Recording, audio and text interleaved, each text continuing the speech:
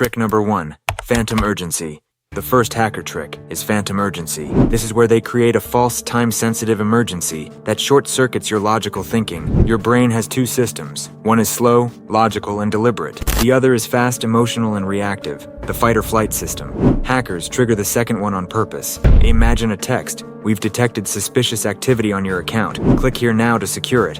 That's an obvious one.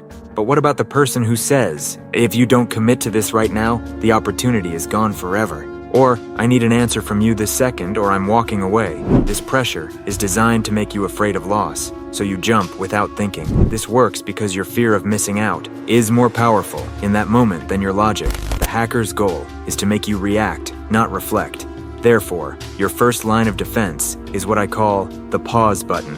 It's a simple, non-negotiable rule you set for yourself. When anyone, a person, an ad, a DM, creates a sudden, intense pressure to decide, you physically pause, you take a deep breath, and you say one of these scripts: "This sounds important. I need 24 hours to think it over," or, "If this is a real opportunity, it will still be here tomorrow." This single act does something incredible. It forcibly re-engages your logical brain and disarms their emotional trigger. By implementing the pause button, you shift from being a reactive target to a proactive commander of your own decisions. But what if the threat doesn't feel like urgency, but instead it feels like you're dealing with someone who is just smarter than you? That's the next, and even more powerful. Trick number 2.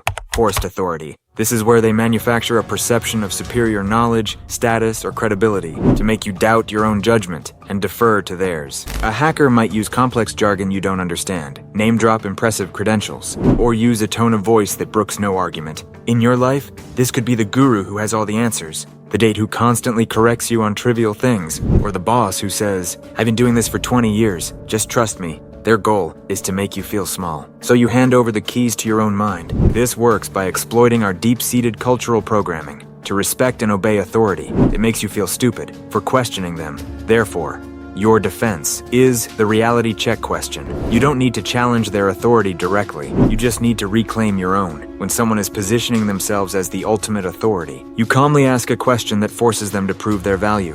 Ask, "That's interesting. Can you explain how that specifically applies to my situation?" Or, "What results have you achieved for others with this method?" Watch what happens. A true expert will light up and explain. A hacker will get defensive, angry, or vague. Their reaction tells you everything. This question instantly levels the playing field. It makes you an investigator, not a follower, and I want you to become an investigator. Right now, pause this video and drop a comment below with the word firewall. Just writing that word reinforces your commitment to defending your mind, and it lets me know you're in. This community is all about taking action, so let me see you take that first step right now. You know how to fight phantom urgency and forced authority. You're already more powerful than 99% of people, but the third and final trick is the most insidious of all, because it doesn't feel like an attack at all. It feels like a secret you're in on. Trick number 3. Illusion scarcity.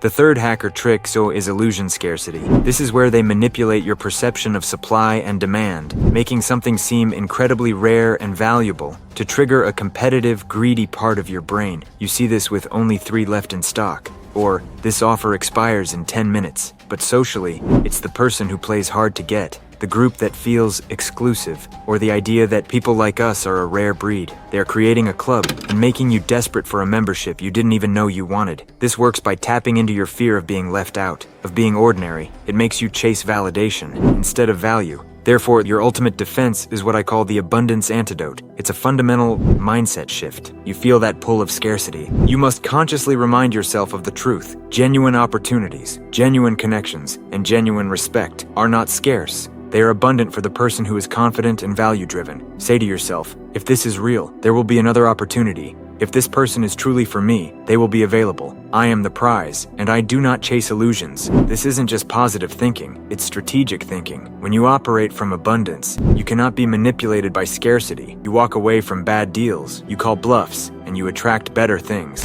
because you're not acting from a place of desperation. So, let's bring it all together. The hacker's goal is to trigger your fear and insecurity. Your human firewall is built by doing the exact opposite, by consciously choosing logic, self-trust, and abundance. When you feel phantom urgency, you press the pause button. When you face forced authority, you deploy the reality check question.